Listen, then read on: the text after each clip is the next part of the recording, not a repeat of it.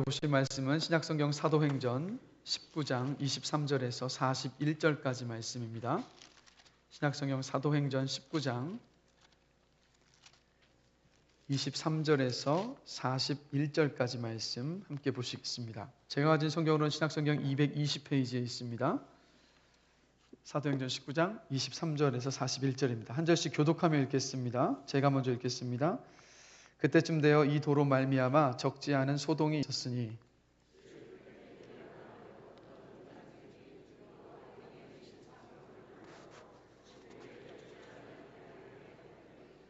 그가 그 직공들과 그러한 영업하는 자들을 모아 이르되 여러분도 알거니와 우리의 풍족한 생활이 이 생업에 있는데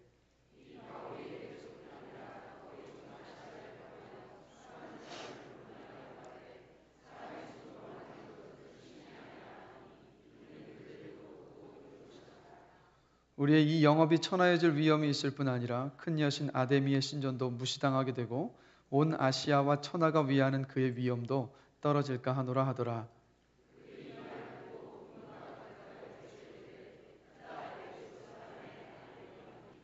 온 시내가 요란하여 바울과 같이 다니는 마게도냐 사람 가이오와 아리스다고를 붙들어 일제히 연극장으로 달려 들어가는지라. 또 아시아 관리 중에 바울의 친구된 어떤 이들이 그에게 통지하여 연극장에 들어가지 말라 권하더라.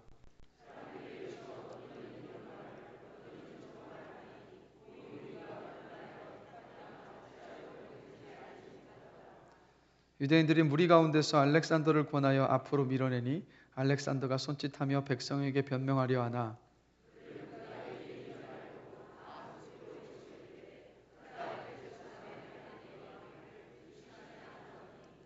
서기장이 무리를 진정시키고 이르되 에베소 사람들아 에베소 씨가 큰 아데미와 제우스에게서 내려온 우상의 신전지기가 된 줄을 누가 알지 못하겠느냐.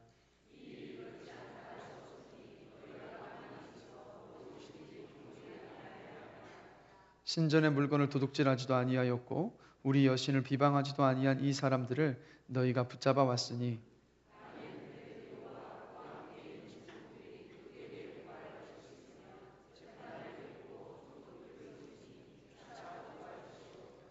만일 그 외에 무엇을 원하면 정식으로 민회에서 결정할자.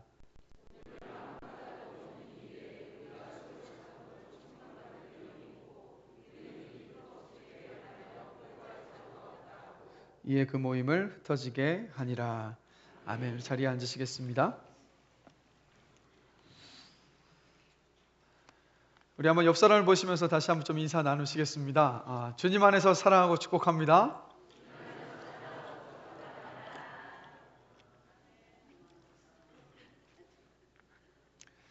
오늘 함께 읽은 본문은 그때쯤 되어로 시작을 하고 있습니다. 그래서 이때는 언제냐면 바울의 그 에베소에서 이 말씀을 전했던 그 사역의 결과로 주의 말씀이 흥왕하여 세력을 얻어서 이제 에베소를 떠나서 이전에 2차 선교 여행 때 개척을 했었던 마게도냐와 아가야 지방의 그 교회들을 둘러보고 예루살렘으로 돌아가기를 결정했을 그때를 이야기합니다. 근데 그때 어떤 일이 있었는데 23절 말씀을 우리 다시 함께 한번 읽어보겠습니다. 그때쯤 되어 이 도로 말미암아 적지 않은 소동이 있었으니 무엇이 있었다고 이야기합니까? 적지 않은 소동이 있었다라고 말합니다. 적지 않은 것은 뭐냐면 바로 큰 것을 말하는 거 아니겠습니까? 즉 바울이 에베소를 떠나기로 결심을 했을 때 그곳에 큰 소동이 있었습니다. 그런데 이 에베소에 큰 소동이 일어난 데 있어서는 그 배경이 있습니다. 그래서 그 배경을 잠시 설명을 한번 드리겠습니다. 에베소에는 아데미 여신을 예배했었던 그 신전이 있었습니다. 그래서 이 아데미는 올림푸스 12신 가운데에서 최고의 신이었던 제우스의 이 딸이라고 합니다. 그래서 이 아데미는 에베소에서 태어났기 때문에 그래서 그 에베소에 이 아데미 신전이 있었습니다. 근데 그 규모가 그리스 아테네에 있는 파르데논 신전의 그 4배의 크기였다고 해요. 그래서 한번 사진을 한번 잠시 보여주시겠습니까? 자, 저게 이제 아데미 신전의 그림입니다. 그러니까 그 고대 시대 때 저렇게 어마어마한 신전을 어떻게 만들 수 있었을까 해서 7대 불가사의 중에 하나입니다. 그만큼 얼마나 아데미 여신을 예배하고 숭배하는 것이 에베소에 깊이 자리 잡고 있었는지 모릅니다. 그리고 아데미는요, 이 에베소 사람들이 저 큰 신전에서 섬겼었던 그 아데미는 다산과 부와 번영의 신이었습니다. 한번 보실까요? 저게 아데미 신상입니다. 몸에 보시면 24개의 그 가슴이 달려 있습니다. 무엇을 상징하냐면 번영과 부와 이런 어떤 건강과 다산을 상징하는 거예요. 그래서 그때 당시 사람들은 저 신상을 각자 자기 집에 다 가져가서 모셔두고 한쪽 벽을 뚫어서 이렇게 사각형 이렇게 뚫고 난 다음에 저 신상을 세워두고 촛불을 켜두고 항상 저 아데미 신상 앞에서 기도하며 예배했습니다. 건강과 부를 나에게 달라고. 근데 이 에베소 사람들뿐만이 아니라 아시아 사람들, 즉 아시아는 성경 속의 아시아는요, 지금의 터키 지역이라고 보시면 됩니다. 그래서 그 에베소가 지금의 터키의 그 서쪽의 끝자락에 있는 항구 도시였는데, 에베소뿐만이 아니라 그 모든 터키에 있었던, 즉 아시아에 있었던 사람들 대부분이 바로 조금 전에 보여드렸던 저 아데미 여신을 섬겼습니다. 그런데 여러분 한번 생각해 보십시오. 사람의 손으로 만든 저 형상들, 즉 우상이 정말 인간의 그 생사화복을 주관하는 신이라고 여러분 생각이 되십니까? 한낱 피조물에 불과한 사람이 만든 우상이 결코 인간의 생사화복을 주관할 수 있는 신일 수는 없습니다. 그러나 안타까운 것은 인류의 모든 역사를 돌아보면 항상 사람은 저 우상 앞에 절을 냈고 사람들이 만든 그 우상을 신이라고 생각하면서 절하며 예배했다라는 거예요. 말도 안 되는 일이죠. 그러나 저 일들이 고대 시대에만 있었던 것이 아니라 지금 이 시대에도 여전히 똑같이 일어나고 있다는 것을 우리가 인지해야 한다는 거예요. 연합뉴스의 한 기사를 보니까 국내 무속인과 역술인이 60만 명이라고 합니다. 그래서 점을 보는 무료 그 스마트폰 앱이 있는데 하루 사용자가 30만 명이 넘는다고 해요. 그래서 언제 점을 치고 점집을 가고 이 점을 보는 앱을 보느냐 물어봤더니 삶의 위기가 찾아왔을 때, 그리고 궁합을 알아보기 위해서, 그리고 승진과 합격이 궁금할 때 점집을 찾는다고 합니다. 근데 더 놀라운 것은 학력이 높을수록 점집을 더 많이 찾아간다는 사실이에요. 그래서 대학원 이상 학력을 소지하고 있는 30대, 40대가 그렇게 많이 점집을 찾아간다고 합니다. 여러분, 우리가 생각할 때 상식적으로는 이해가 되지 않는 일이지 않습니까? 그렇게 많이 배운 사람들이 어째서 그렇게 점을 치러 가는 것인가? 그리고 또 복을 기원하거나 불행을 피하기 위해서 부적도 삽니다. 그래서 문화인류학자 로버트 레드필드가 이런 말을 했습니다. 도시화가 진행되면 될수록 병이나 불행을 피하려고 주술에 의존하는 태도가 더 강화된다. 혹시 이 자리에, 다시 한번 높아심으로 말씀드립니다. 혹시 이 자리에 연말연시를 맞아서 하시는 사업과 자녀들의 어떤 앞날을 위하여서 점집에 가시는 분들은 계시지 않으시죠? 혹은 매일 점을 보는 앱을 켜시고 거기에서 오늘 내 운세가 어떨 것인지를 보면서 좋은 운세가 나오면 야, 오늘 하루 괜찮겠다 하고 마음에 안식을 얻는 분이 계시지 않으실 것이라 믿습니다. 아니면 신문의 운세를 보시면서 또 복권을 사시는 분도 계시지 않으시죠? 여러분 기억하십시오. 사람이 만든 것, 그 우상들, 사람이 내놓은 그 점괘에는 어떤 능력도 힘도 없습니다. 그것은 그저 허상일 뿐입니다. 그래서 사람이 만든 형상과 사람의 점괘를 믿고 의지하고 섬기는 이 사람들의 모습을 보시면서 하나님께서 이렇게 탄식을 하셨어요. 시편 94편 9절입니다. 우리 함께 한번 한 목소리로 읽겠습니다. 귀를 지으신 이가 듣지 아니하시랴, 눈을 만드신 이가 보지 아니하시랴. 여러분, 이 세상 가운데 유일하게 살아계시는 신 하나님은 하나님 한 분뿐이십니다. 그분은 저와 여러분의 기도를 듣고 계시고 저와 여러분들의 모든 신음소리까지도 듣고 계십니다. 그리고 그분은 우리를 지켜보고 계십니다. 선한 길로 인도하시는 그 하나님을 신뢰하게 되시길 주님의 이름으로 축원합니다. 우리 하나님은요, 우리의 머리카락까지도 세실 만큼 아주 세심하게 세밀하게 저와 여러분의 인생을 돌보시고 계시고 인도하고 계세요. 그래서 여러분, 살아계신 이 하나님을 믿는 것이 저와 여러분에게 복이요 가장 큰 은혜입니다. 결코 세상이 말하는 것처럼 그 우상들 앞에 젊게 넘어가지 마시고, 현혹되지도 마시고, 유혹당하지도 마시고, 오직 살아계신 여호와 하나님을 붙잡고 걸어가시는 여러분이 되시기를 다시 한번 주님의 이름으로 기도합니다. 다시 말씀으로 돌아오면 당시 에베소 인구가 25만 명이었습니다. 어마어마했죠. 고대시대 때 25만 명이었으니까. 에베소 사람 25만 명과 그리고 에베소가 있었던 그 터키 지역의 수많은 지역의 사람들 모두가 다 아데미 여신을 섬겼습니다. 얼마나 많은 사람들이 이 아데미 신상을 샀겠습니까? 그래서 여러분, 이 여신상을 만들어서 판매하는 일은요, 엄청나게 큰 사업이었습니다. 그런데 이 사업에 문제가 생겼어요. 자, 오늘 본문 24절과 25절 말씀을 우리 다시 한번 한 목소리로 읽어보겠습니다. 즉 데메드리오라 하는 어떤 은장색이 은으로 아데미의 신상 모양을 만들어 직공들에게 적지 않은 벌이를 하게 하더니 여러분도 알거니와 우리의 풍족한 생활이 이 생업에 있었는데. 자, 데메드리오라는 사람이 등장을 하는데, 이 사람은 은으로 된 아데미 신상을 만들어 팔던 직공이었습니다.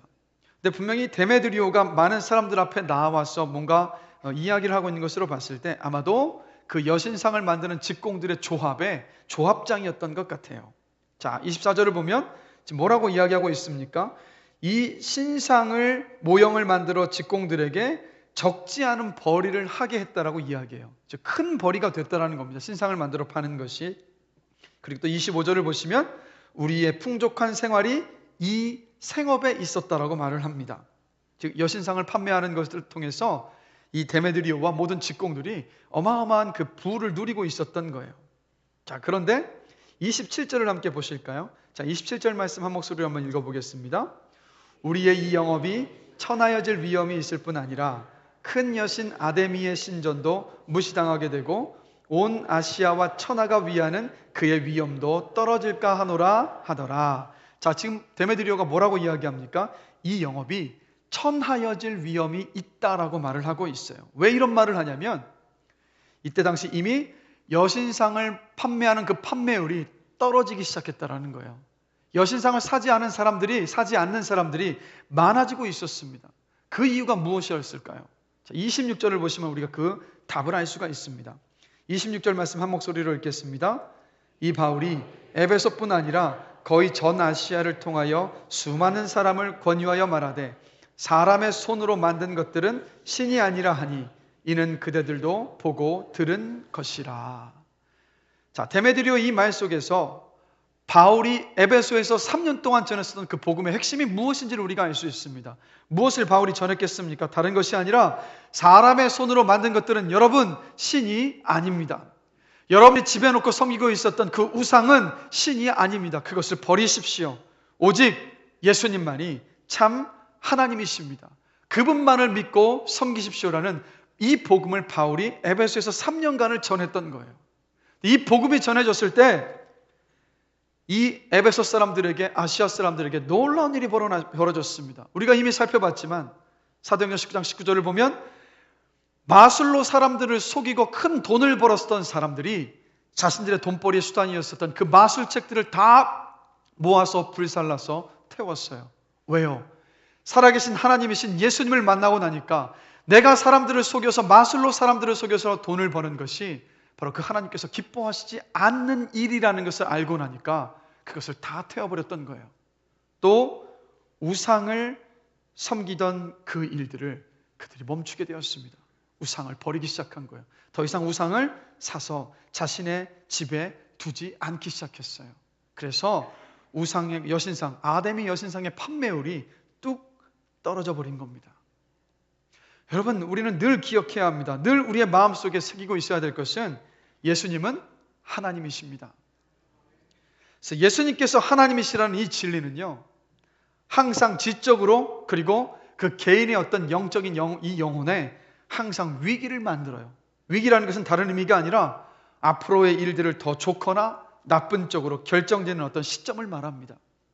그래서 성경을 보면 살아계신 하나님이신 예수님께서 어디를 가시든 항상 낡은 틀을 깨셨고, 그리고 예수를 만나는 사람들은 항상 그 삶이 이전과는 전혀 다른 새로운 방향으로 변화가 되었음을 우리가 봅니다. 예수님은 어느 곳을 가시든 항상 극단적인 그 반응을 항상 불러 일으키셨어요. 자, 예를 들면 누가복음 4장을 보면 어떤 사람들은요, 하나님이신 예수님을 만나고 나니까 그 예수님을 낭떠러지에 밀어서 죽이려고 했습니다. 거부하고 있었던 거예요. 주님이 하나님이심을 알았을 때 그 하나님을 내 주인으로 모시기를 거부하면서 예수님을 죽이려고 했습니다. 또 누가복음 5장 8절을 보면 베드로는 그 주님께서 살아계신 하나님임을 알고 나자 베드로가 그렇게 고백을 합니다. 주님, 나를 떠나소서. 주님, 나를 떠나소서. 하나님이심을 알고 나니까 그 두려운 마음에 그 주님 앞에 설 수가 없었던 거예요. 그런가 하면 어떤 사람들은 주님 앞에 엎드려서 경배하며 주님을 영접했습니다. 만약에 여러분 예수님께서 하나님이 아니시라면 그분은 우리가 피해야 할, 아니면 혐오해야 할 대상이 될 수밖에 없어요. 왜냐하면요, 미친 분이니까. 그러나 만약에 예수님께서 살아계신 하나님이시라면 저와 여러분들이 그분 앞에 보여야 할 반응은 딱 한 가지입니다. 바로 뭐겠습니까? 내 삶의 중심을 그분께 두는 것. 왜요? 예수님이 살아계신 하나님이시기 때문입니다. 그래서 여러분, 살아계신 하나님을 만나기 전과 이 살아계심을 만난 후의 삶이 그래서 다릅니다. 예수님께서 하나님이시라는 것을 알고 믿는다고 하면서 예수 믿기 전의 삶이나 예수 믿은 후의 삶이나 삶의 변화가 다른 점이 하나도 없다면 그것은 예수님께서 나와 항상 함께 하시는 살아계신 하나님이시라는 그 사실을 믿지도 않고 있는 것이요, 깨닫지도 못하고 있는 것이라는 것. 한번 질문을 드립니다. 예수 믿고 나신 후에 저와 여러분의 삶에는 어떤 변화가 있습니까? 제가 간절히 원하는 것은 우리가 말로만 주님을 믿는 것이 아니라 진심으로 우리 주님을 믿고 영접하는, 그래서 그로 인하여서 우리의 삶 가운데에서 주님으로 인하여서 삶의 변화가 있는 그런 은혜가 있기를 주님의 이름으로 간절히 기도합니다. 그래서 다시 본문으로 돌아오면 데메드리오는 우상을 팔아서 누리던 풍족한 그 삶이 이제 위험해지니까 사람들을 선동하기 시작합니다. 사람들을 선동하면서 데메드리오가 이렇게 말을 합니다. 자, 27절에서 29절까지의 말씀을 우리 함께 한번 한 목소리로 다시 한번 읽어보겠습니다. 우리의 이 영업이 천하여질 위험이 있을 뿐 아니라 큰 여신 아데미의 신전도 무시당하게 되고,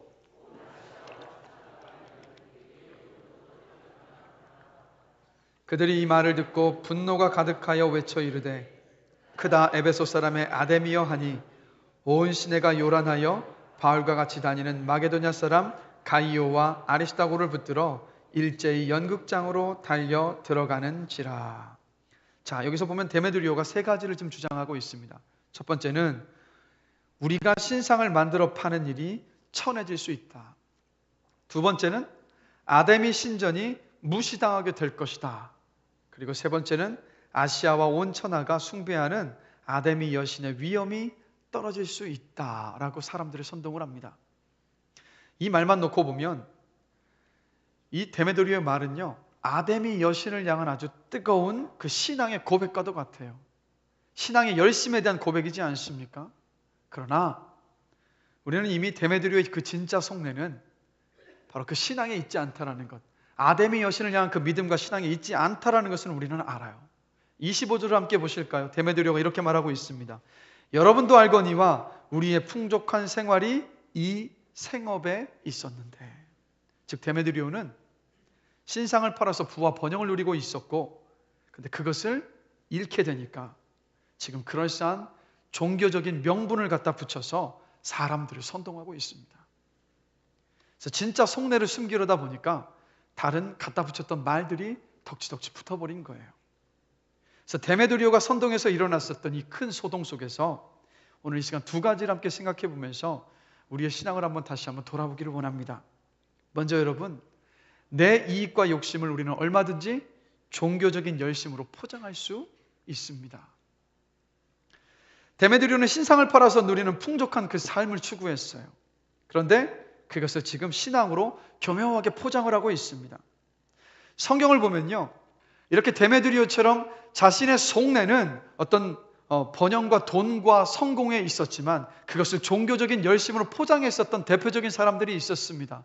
바로 누구였을까요? 신약 성경 가운데서 예수님께서 질책하셨던 바리새인들입니다.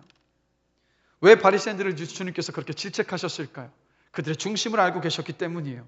그들은 누구보다도 종교적으로 열심히 했었던 사람들입니다. 그러나 바리새인들의 종교적인 열심은 하나님을 향한 사랑에서 나온 것이 아니라 사람들에게 드러내고 인정받기 위해서, 높아지기 위해서, 그리고 종교적인 특권과 부를 누리기 위해서 그 종교적인 열심을 냈습니다. 그래서 이들은 기도할 때도요, 사람들이 많은 길거리 한복판에서 하늘을 향해서 두 손을 번쩍 들고 주님 앞에 기도를 했습니다. 그러자 그 모습을 보신 주님께서 그들의 중심을 꿰뚫어 보시고 이렇게 말씀하셨어요. 너희는 기도할 때 내 골방에 들어가 문을 닫고 은밀한 중에 보고 계신 내 아버지께 기도해라. 그래서 제가 그 이민교회에 있을 때 보면 다른 지역에서 이제 있었던 제가 이제 섬기던 어떤 지역으로 이사를 오신 어떤 성도님들 가운데 많은 분들이 한 교회를 교회를 다니시면서 한 교회를 등록하시는 것이 아니라 여러 교회에 동시에 등록하시는 분들이 계세요.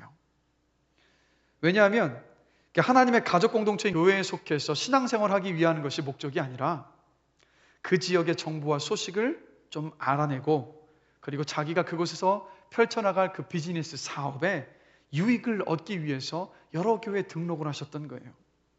그러니까 교회 공동체와 신앙을 지금 자기 이익과 욕심을 위해서 사용을 하고자 그렇게 여러 교회에 등록을 했던 겁니다.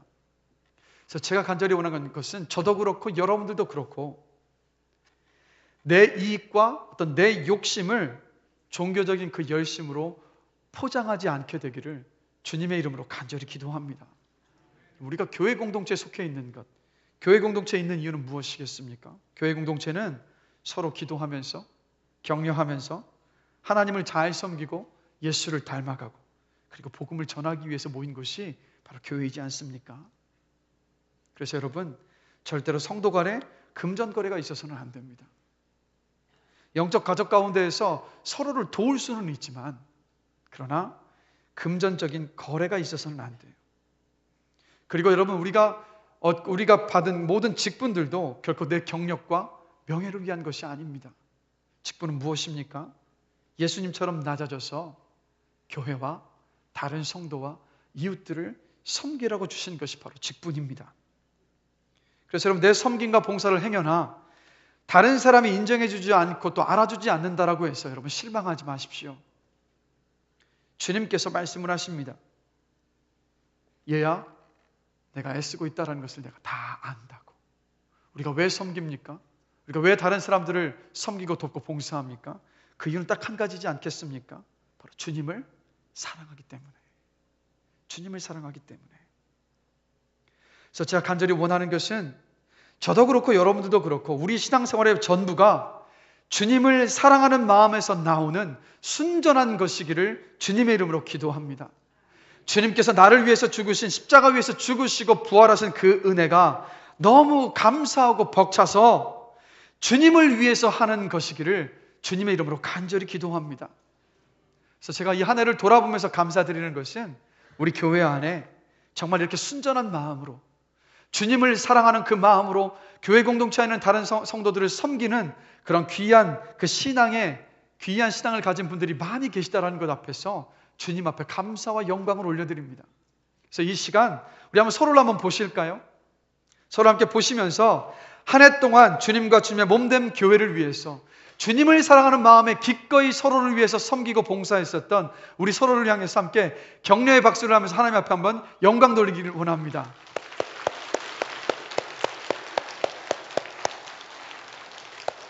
여러분, 2018년이 이제 얼마 남지 않았습니다. 내년 한 해 동안에도 서로를 섬기는 우리의 섬김과 그 봉사가 교회 안에 사는 우리의 모든 신앙생활의 모든 것들이 그 주님의 사랑 때문에 그 주님의 사랑으로 인하여서 주님 앞에 돌려드리는 것이 되기를 주님의 이름으로 축복합니다. 그럴 때 비로소 우리 교회가 더욱더 건강한 교회로 세워질 수 있습니다.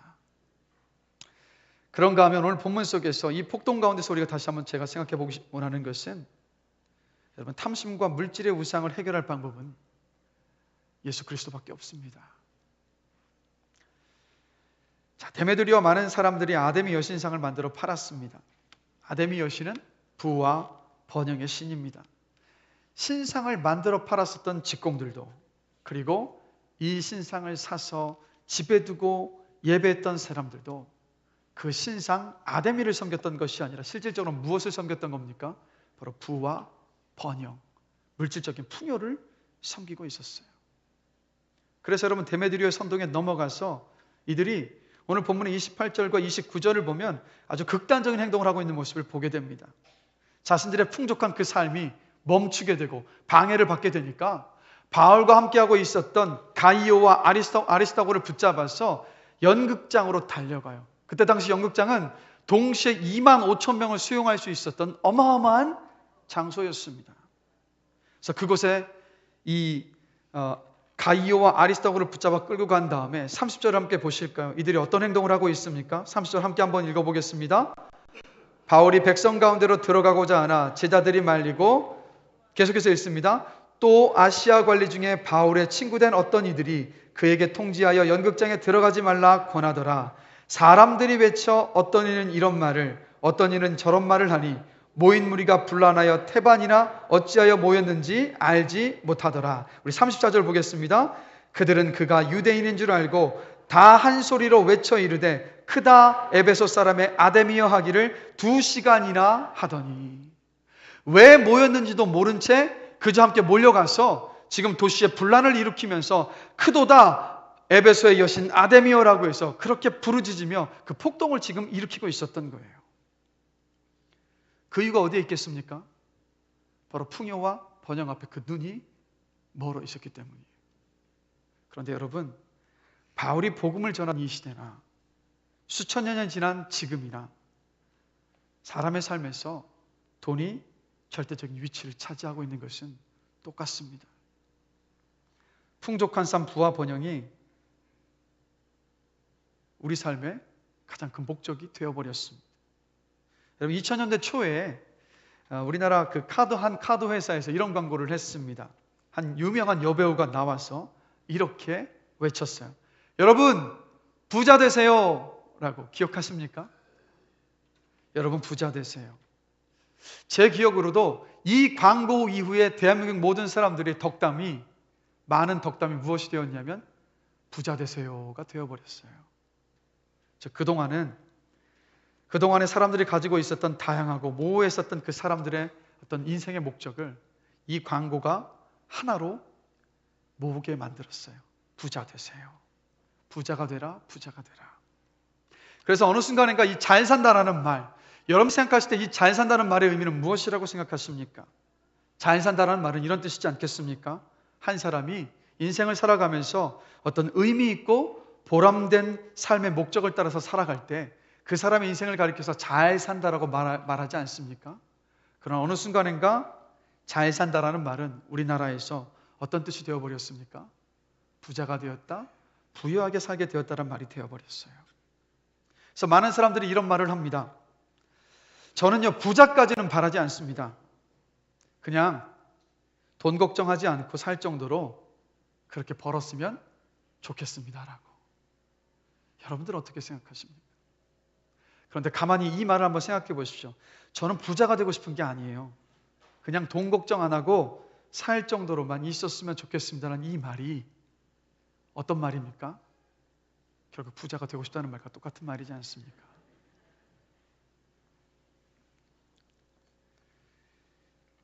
(1900년대에) 죽은 철학자 프리드리히 니체가 앞으로 돈이 하나님을 대체할 것이다 라고 내다보면서 이런 말을 했습니다. 어떤 사람은 왜 거짓된 저울추를 쓰고 다른 사람은 왜 시가 이상의 보험을 든 뒤에 자기 집에 불을 지르는가? 상류층의 4명 중 3명이 합법적 사기를 일삼는 이유는 무엇인가? 이 모두는 무엇에서 비롯되는가? 정말 무엇이 부족해서는 아니다. 그들의 생존은 전혀 위태롭지 않다. 그들을 밤낮 충동질하는 것은 재산이 불어나는 속도가 너무 더딘 것에 대한 지독한 조바심이고 돈더미에 대한 지독한 동경과 애착이다. 전에는 하나님을 사랑해서 하던 일을 이제는 돈이 좋아서 한다. 돈만 있으면 당장 권력이 피부로 느껴지고 떳떳한 양심도 지킬 수 있기 때문이다 라고 말했어요. 그리스도인은 저와 여러분은 어떤지를 한번 돌아보기를 원합니다. 혹시 겉으로는 주님의 영광을 명분으로 내세우지만 실제로는 부와 번영과 풍족한 생활을 우리의 삶의 목적으로 살고 있지는 않습니까? 20년 넘게 목회를 하셨던 한 목사님께서 이런 고백을 하시더라고요. 이제까지 목회를 하면서 여러 성도들이 찾아와서 털어놓은 죄의 고민들이 가지가지였습니다. 그러나 제 목회 여정 동안 이렇게 말하는 사람은 한 사람도 없었습니다. 제 자신에게 돈을 너무 많이 씁니다. 지나친 돈 욕심이 제 영혼과 가정과 주변 사람에게 해를 끼치는 것 같습니다. 왜 그럴까요? 사람은요, 항상 자기 자신을 합리화하기 때문입니다. 이렇게요.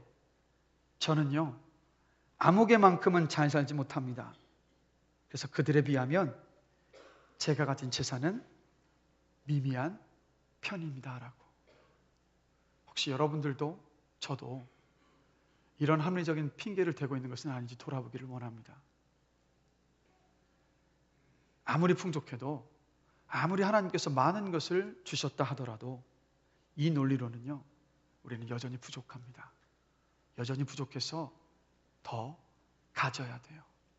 바로 탐욕과 욕심의 노예가 될 수밖에 없습니다. 여러분, 부와 번영은 모두 눈에 보이고 확인할 수 있는 것입니다. 눈에 보이는 것을 삶의 목적으로 삼는 것은요, 그 어느 것이든 우상 숭배입니다. 아담이 여신상처럼 그 모든 우상 숭배는요, 새로운 생명을, 영적인 생명을 우리에게 줄 수 없습니다. 그래서 보이는 것, 크고 많은 것을 삶의 목적으로 삼으면 삼을수록 그 사람의 인생은요, 더 생명력이 넘치는 삶이 아니라 점점 더 생명력을 잃어가고 피폐해집니다. 그래서 누가복음 12장 15절에서 우리 주님께서 이렇게 말씀하셨습니다. 우리 함께 한 목소리로 한번 읽어보겠습니다. 그들에게 이르시되 삼가 모든 탐심을 물리치라. 사람의 생명이 그 소유에 넉넉한 데 있지 아니하니라 하시고. 자, 여러분, 오늘 본문을 한번 보십시오. 본문에 데메드리오의 그 선동에 넘어가서 폭동을 일으켰던 이 사람들을 한번 보십시오. 이들이 무엇을 추구했습니까? 눈에 보였었던 부와 번영을 추구했어요. 근데 이들이 보였었던 삶의 태도가 다른 사람들을 살리는 생명이 있는 삶의 모습이었습니까? 아니요, 그렇지 않았어요. 도리어 그 시 전체를 혼란에 빠뜨렸었던, 사람들을 불안에 빠뜨렸었던 생명을 살리는 삶이 아니라 도리어 사람들을 죽이는 그 삶의 모습을 보였다라는 것. 그래서 여러분, 신약 성경 가운데에서 대표적으로 이 탐욕의 노예로 살았던 사람이 누굽니까? 바로 예수님을 만났었던 삭개오. 삭개오는 세리장이었습니다. 곱절의 세금을 징수하고 난 다음에 로마에 내야 될 것들을 내고 나머지는 자신이 착복했던 사람. 그래서 돈의 노예였기 때문에 이 사람은 동족의 고통은, 아픔은 신경도 쓰지 않았어요. 즉, 자신은 부유했을런지 모르겠지만 삭개오는 그 생명력이 전혀 살아있지 않았던 그런 사람이었습니다. 여러분, 생명이 있으면, 생명이 있는 것은 생명을 나눠요. 그렇지 않습니까? 우리 주님께서 생명이시기 때문에 이 땅에 오셔서 당신의 그 생명을 저와 여러분에게 나누어 주셨던 것처럼 영적 생명력이 있으면 그 생명은 흘러갑니다. 그 생명은 나누어질 수밖에 없어요. 그러나 삭개오가 그 주님이 아닌 영적 생명이 없었을 때, 즉 부와 돈을 추구했었을 때 그는 어떤 삶을 살았습니까? 다른 사람들을 죽이는 삶. 그런데 놀라운 일이 벌어졌어요. 예수님께서 삭개오의 동네에 찾아오셨습니다. 그리고 예수님께서 그 수많은 사람 가운데에서 삭개오를 집에 찾아오셨어요. 예수님은 부도덕한 그 삭개오를 택하셔서 인격적인 그 만남을, 교제를 갖고자 하셨습니다. 삭개오는 그때 깊이 깨달았어요. 아, 구원이라는 것은 은혜로구나. 내가 무언가를 잘해서가 아니라 주님께서 나에게 오셨을 때, 주님께서 그 은혜를 나에게 주셨을 때 바로 그것이 구원을 받을 수 있는 유일한 길이로는구나. 그것을 깊이 알고 나니까, 그 은혜를 알고 나니까 삭개오는 이제는 돈과 번영과 부가 아니라 예수님을 따르고 싶었어요. 그런데 예수님을 따르고 싶고 나니까 가장 문제가 되는 것이 무엇인지가 보였어요. 바로 무엇이었습니까? 바로 돈이 문제가 된다는 것을 알았어요. 그래서 누가복음 19장 8절에서 10절을 보면 그 자리에서 예수님을 따르며 예수님을 영접했었던 삭개오가 두 가지 약속을 합니다. 제 소득의 50%를 가난한 자들에게 주겠습니다. 제가 불이하게 징수했었던 세금을 4배나 갚겠습니다 라고. 그리고 예수님께서 삭개오에게 이렇게 말씀을 하십니다. 구원이 이 집에 이르렀느니라. 이게 무슨 말입니까? 삭개오가 그 재물을 다 내어놓았기 때문에 구원이 이르렀다는 것이 아니라 삭개오가 이미 예수님을 영접하고 예수님을 믿기로 결심했을 때 바로 그 결과가 돈을 놓는 것, 돈을 다른 사람들을 위해서 쓰고 그리고 자신이 더 곱절로 징수했던 것들을 되돌려주는 그 삶의 열매로 나타났다는 거예요. 여러분, 삭개오의 삶을 돌아보면 삭개오는 부유했지만 영적으로는 파산 상태였습니다. 그 영적 생명력이 죽어 있었어요. 다른 사람을 살리기보다는 다른 사람들을 죽이는 삶이었습니다. 그러나 예수님께서 삭개오에게 영적 부요를 값없이 부어주셨어요. 예수님을 만나고 삭개오는 거듭나서 살았습니다. 예수님의 그 생명이 삭개오에게 부어졌어요. 그러자 삭개오는 자기 부를 다른 사람을 위해서 사용하는 사람이 되었습니다. 왜냐하면 이제는 더 이상 돈이, 번영과 부가 자신이 섬기던 하나님이 아니었기 때문이에요. 예수 그리스도가 그 마음의 중심에 계셨기 때문입니다. 이 돈을 우상으로 삼는 시대적인 분위기 속에서 이 11조에 대해서 의문을 던지는 사람들이 점점 많아지고 있는 현실입니다. 그래서 이렇게들 말을 하죠. 구약 성경에는 소득의 10분의 1을 정확히 드리라고 이야기하지만 신약에서는 정확히 10분의 1을 드리라고 말하고 있지 않지 않습니까? 그러니 11조를 드리지 않아도 되는 것 아닙니까? 라고 묻습니다. 그러나 여러분, 신약 성경에 11조 규정이 명확하게 나오지 않은 이유가 있습니다. 그 이유는요, 우리가 받은 하나님의 계시와 진리와 은혜는요, 구약 시대를 살았던 그 성도들보다 말로 다할 수 없이 크기 때문입니다. 그들은 보지도 듣지도 못했던 것을 우리는 이미 누리고 있어요.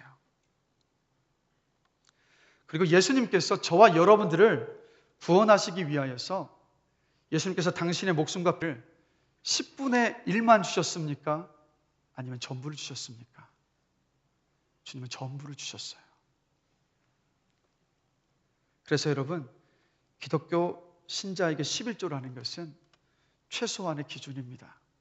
주님께서 생명과 모든 것을 다 주셨기 때문에, 그 모든 것이 다 주님의 것이기 때문에 최소한 그 10분의 1을 주님 앞에 드리면서 어떤 고백을 하고 있는 것입니까? 내 모든 것이 주의 것입니다. 내 삶은 주님의 것입니다. 내 삶의 의미와 목적과 안전은 제가 움켜쥐고 있었던 이 재물에 있는 것이 아니라 주님께 있습니다라는 고백이에요. 그래서 제가 간절히 원하는 것은, 그럼 이 11조라는 것은요, 탐욕의 노예로, 돈의 노예로 우리 안에 영적인 생명력을 잃어버린 채 살아가지 않도록 하기 위한 주님께서 저와 여러분에게 주신 은혜요, 선물입니다. 이것을 기억하시면서 우리가 늘 주님을 내 인생의 주인으로, 또 모든 것이 주님의 것임을 고백하시면서 그 믿음으로 살아가신 여러분 되시기를 주님의 이름으로 축원합니다. 예수님께서요, 그리스도인의 그 삶 앞에 두 가지의 문이 있다라고 말씀을 하셨습니다. 이렇게 말씀하셨죠. 좁은 문으로 들어가라. 멸망으로 인도하는 문은 크고 그 길이 넓어 그리로 들어가는 자가 많고, 생명으로 인도하는 문은 좁고 길이 협착하여 찾는 자가 적음이라. 여러분, 넓은 문이 어떤 문입니까? 이 세상은 이야기예요. 좀 더 많이 벌고 좀 더 많이 가지면 당신의 삶이 안전해집니다. 당신의 삶에 평안이 있을 것입니다라고 이 세상은 이야기해요. 그러나 그 길을 걸어가는 것은 어떤 길입니까? 주님께서 말씀하셨던 넓은 길.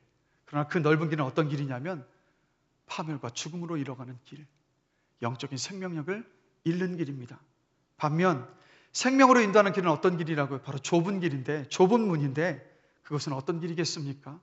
주님을 내 중심에 왕으로 모시고, 그리고 늘 주님께서 기뻐하시는 그 길을 따라서 순종함으로 걸어가는 그 길, 바로 그 길이 바로 주님께서 기뻐하시는 그 바로 좁은 길입니다. 흔히 우리는요, 재정의 문제가 우리가 버는 수입보다 지출이 더 많을 때가 심각한 문제라고 생각을 합니다. 그러나 여러분, 그것이 가장 심각한 문제가 아닙니다. 그리스도인인 저와 여러분에게 정말 심각한 문제는 뭐냐면 예수님께서 돈의 영역 속에서도 내 삶의 중심이셔야 한다는 그 사실을 잊을 때가 가장 큰 문제라는 것. 만약에 돈의 가장 큰 목적이 나의 즐거움을 충족시키는 것이라고 한다면 이미 저와 여러분은 나만을 위해서 돈을 쓰고 나의 즐거움만을 위해서 돈을 아낌없이 쓰고 있다면, 그렇다면 저와 여러분들은 이미 예수님이 아닌 돈을 섬기고 있는 것과 같습니다. 그래서 우리가 이런 신앙과 믿음 안에서 고백을 할 수 있기를 원합니다. 조금 전에도 말씀드렸지만 주님, 내 모든 물질은 주님의 것입니다. 주님, 물질이 내 인생의 목적이 아니라 예수님께서 내 인생의 목적이십니다.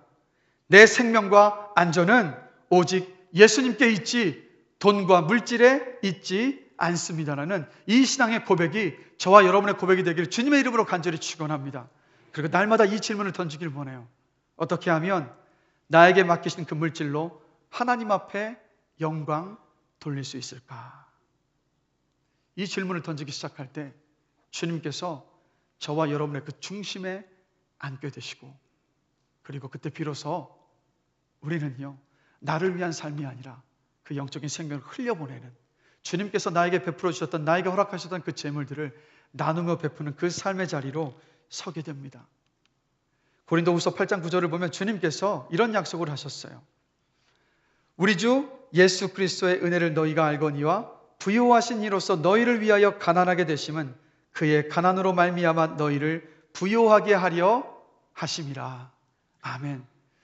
주님을 따라서 주님께서 주신 그 재물을 흘려보낼 때 비로소 그 시간들을 통해서 예수의 사랑이 전해지고 영적 생명이 흘러갔을 때 그 모습을 보는 가운데에서 우리 안에 주님께서 주시고 하셨던 그 영적인 부요함이 충만하게 부어질 것이라고 주님께서 약속하고 계십니다.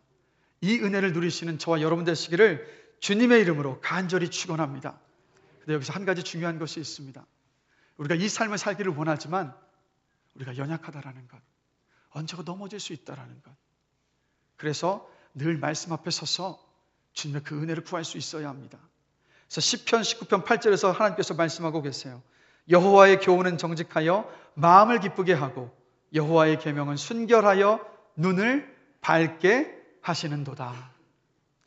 우리가 늘 내 연약함을 고백하며 주의 말씀 앞에 나를 비추는 가운데에서 주님께서 약속하셨던 영적인 부유함을 누리는 그 길을 걸어가는 저와 여러분 되시길 주님의 이름으로 다시 한번 간절히 기도합니다.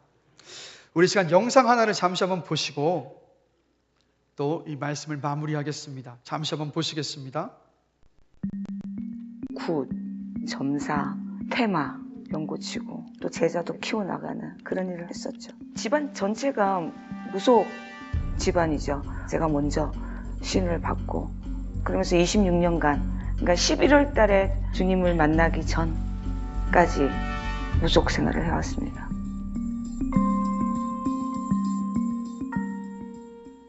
끔찍했죠. 힘들었죠. 도망도 다녀보기도 하고, 이 무속 하기 싫어서 신의 세계. 그럴 때마다 이 어김없이 저한테 이제 신벌이라고 하죠. 그걸 몸을 치기도 하고.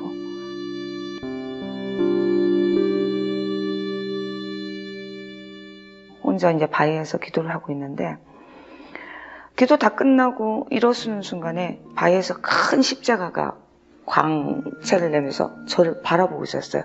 그때 제가 다리에 힘이 풀리면서 정말 아무 생각이 안 났었어요. 이게 뭐지? 너무 놀래서 혼자 고민을 하다가 가만히 집에 있다가 이제 무의식적으로 TV를 틀었어요. 제가 TV를 트는데 이제 계속 아무 생각 없이 그냥 채널만 돌리고 있는데 CTS 콜링갓 그거 하는 프로가 나왔었어요. 그래서 전화를 누르기 시작했어요. 근데 진짜로 마지막 통화 콜링갓 브라이언 목사님하고 통화가 된 거예요. 갑자기 목사님이 저 말하는 걸 따라하라고. 그래서 그대로 따라했거든요. 따라했는데 갑자기 뭔가 확 끌어올리면서 제가 눈물이 그렇게 또 나는 거예요. 그러면서 제 인생은 거기부터 시작된 거예요. 주님을 만나는 게 그때부터 저는 시작이 됐었어요.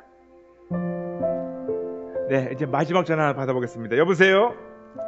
여보세요? 안녕하세요. 반갑습니다. 저는 무속인이에요.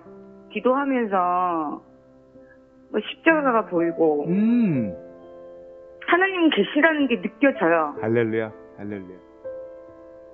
저희 죄를 용서해 주시고 하나님의 자녀로 받아주세요.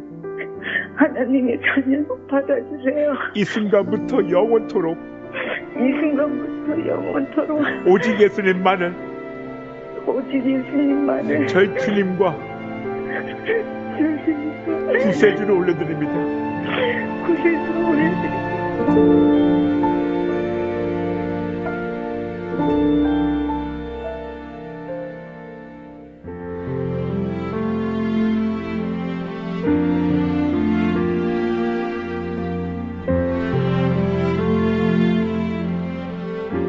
CTS 방송을 통해서 주님을 알게 됐고 변했죠. 완전히.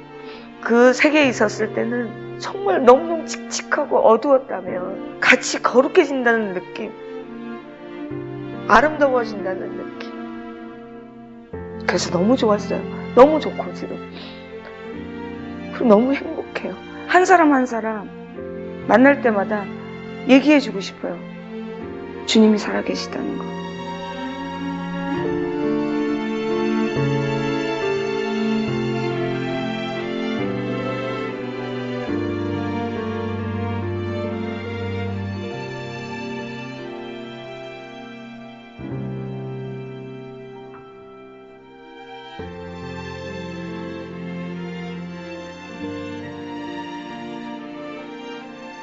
말 그대로 귀신에 사로잡혔던 한 영혼이 예수님을 만나서 이렇게 삶의 변화가 됐습니다. 예수님은 살아계십니다. 예수님께서만이 삶의 진정한 행복과 기쁨과 의미와 안전과 생명을 주실 수 있습니다. 세상이 우리를 계속해서 유혹해요. 예수님이 아니라 더 많이 가져야 행복할 수 있고 만족할 수 있고 그래야 당신의 인생이 안전해질 수 있다고. 그 거짓에 속지 마십시오. 여러분의 그 마음의 중심을 다른 것에 내어주지 마십시오. 다른 어떤 것과도 예수님을 바꾸지 마십시오. 예수님을 우리의 삶의 중심에 모실 때 비로소 진정한 영적 생명이 우리 가운데 드러나서 바로 이 고백했었던 심성미 성도님처럼 여러분 얼마나 그 삶이 기쁨이 넘치고 소망이 넘치고 감사가 넘치는 삶입니까? 저와 여러분의 삶이 이러한 삶이기를 주님의 이름으로 간절히 축원합니다. 우리 이 시간 들었던 말씀을 잠시 한번 생각하시면서 함께 찬양하기를 원합니다. 우리 자신 함께 돌아보면서 이 찬양 함께 고백하기를 원해요. 혹시 내 종교적인 모든 열심을 내 이거 욕심 때문에 혹시 보이고 계시지는 않으십니까? 혹시 내 안에 예수님이 아닌 번영과 부와 물질을 정말 주님의 자리에 놓고 거기에서 안전과 평안과 기쁨과 만족과 행복을 혹시 찾으려고 계시지는 않으십니까? 우리 찬양의 가사처럼 주님, 저 다른 어떤 것으로도 주님 바꾸지 않겠습니다 라고 한번 고백하면서 우리 함께 찬양하시겠습니다. 다 같이 찬양합니다. 나 무엇과도 주님을 바꾸지 않으리. 무엇과도 주님을 바꾸지 않으리. 다른 어떤 은혜 구하지 않으리. 오직 주님만이 내 삶의 도움이시니 주의 절구를 원합니다. 주님 사랑해요.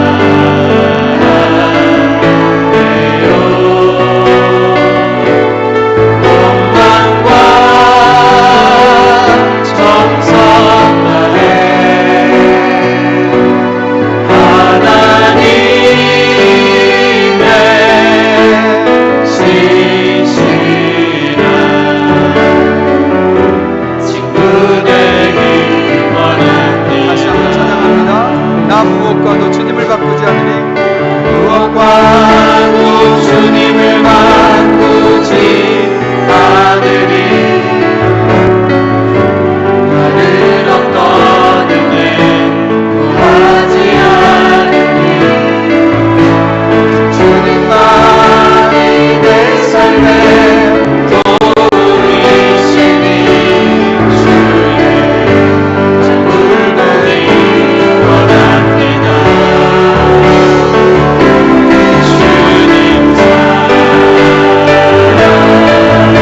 주님